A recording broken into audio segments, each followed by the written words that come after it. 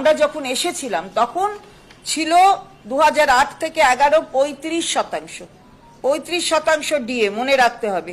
সেখানে খরচ হয়েছে 8,400 কোটি টাকা।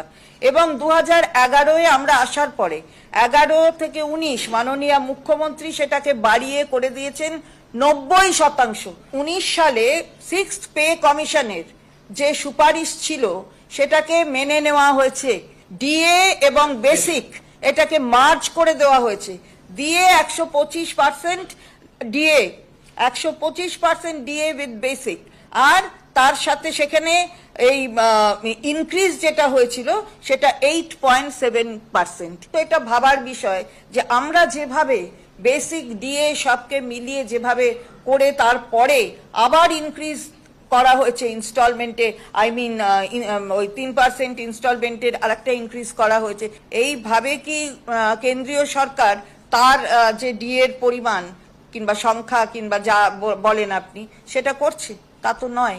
আমরা কিন্তু সমবেদনশীল, আবারও বলছি, আমরা সমস্ত রাজ্য সরকারি কর্মচারীদের সঙ্গে আমাদের মুখ্যমন্ত্রী যেভাবে প্রশাসনিক মাথা হিসেবে প্রশাসনের সঙ্গে যারা যুক্ত সর্বস্তরের কথা ভাবেন, এটা নিয়ে অন্যরকম বাতাবরণ তৈরি করে কোনো